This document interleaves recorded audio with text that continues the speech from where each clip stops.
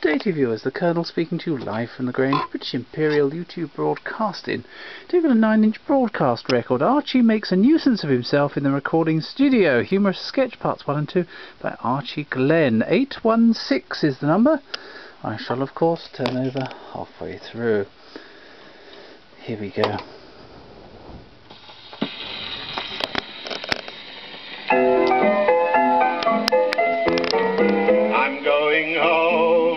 Because there's nowhere else to go to, there's sure to be a welcome for me. I'm going back to the shack, though it's not in Alabama. Wifey will be waiting with a hammer. Gee, my sweet Mary will give me crosswords till I promise not to roam. So if you hear sounds of crashing and the ambulance is dashing, you'll know that I've got safely home. Now there you have the position in an eggshell. I have got to go home. I don't want to go home. The last thing I'm not afraid to go home, you know. Don't you think that? No, I shall walk straight in the house. And when my wife says, "Oh, where have you been?" I tell her where I've been. Yes?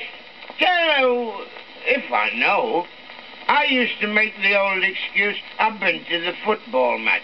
I can never say that again because I will never go to another football match. And tell you what, the last match I saw, a chap stood by me and asked me every question under the sun. Finally, he said, "What are those two wooden structures?" "The goalposts." I said, "Come here. I'll explain the whole business." I said, "They are the goalposts. The man walking between is the goalkeeper. He gets £8 a week to prevent the ball from going between the posts." He said, £8 a week? This club's losing money. He said, "I know a carpenter would board that up for 30 bob. So you see, there's no excuse. I shall merely walk in the house, and if my supper isn't ready, there'll be a row. And if it is ready, I won't eat it. Now, just a moment, old boy. I've been watching you for the last 5 minutes. What are you supposed to be doing? Wait a moment. Who are you? I'm the recording manager here. Beg pardon? I said I'm the manager here. Oh, sorry. I thought you said, "Could you manage your beer?" Now listen, old boy. I don't remember having engaged you. I don't know you. I don't even know your name. I don't think I know your name. I don't think there's any necessity for me to tell you my name. Oh, don't you? Well, I just think this is it.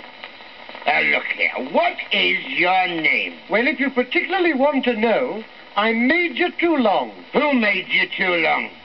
Nobody made me too long. My name is too long. Well, if your name's too long, cut a bit off. Now listen, old boy, I've just had enough of this. You see that door? Yeah? I'm going to put you right through it. Out you go. Right onto the other side, viewers. What a beautiful recording. Hope you've enjoyed it so far. There we go.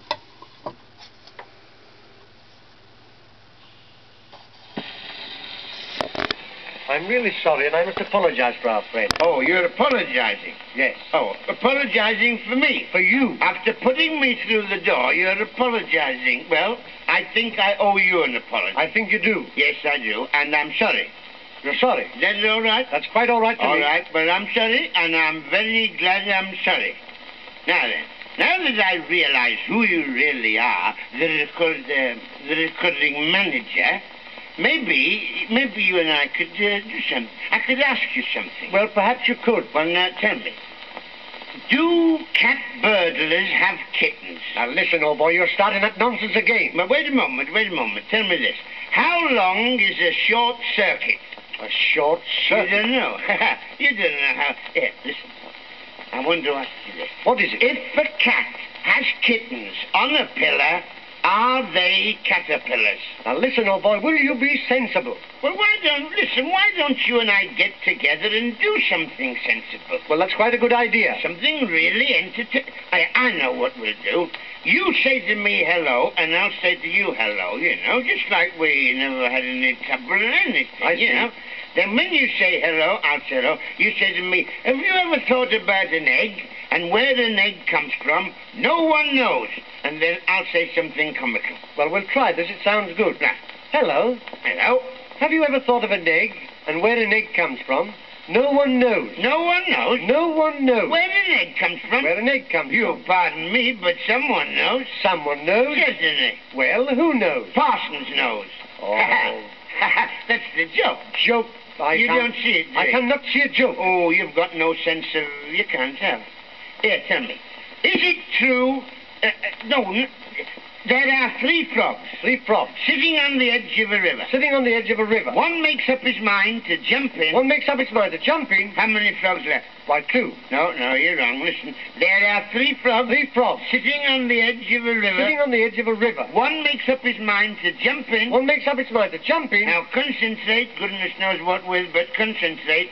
How many frogs left? Well, as I said before, 2. No, you're wrong. Listen. Listen, old boy, just a second.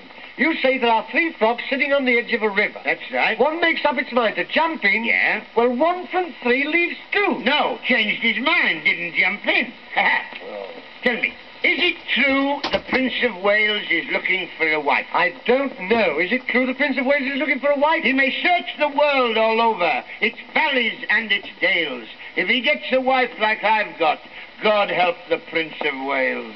Now listen to me, old boy. I think I heard you say just now you were going home. Yes, that's true. Well, now, if you take my advice, you'll go at once. Because I'm afraid there's a whole heap of trouble waiting for you. Do you mean that? I do. Very well, I'll go. And if you hear sounds of crashing and the ambulance is dashing, you'll know that I've got safely home. Well, I suppose that's what passes for humour in the 1930s. Probably radio broadcast humour, something like that. Thank you, viewers, and goodbye.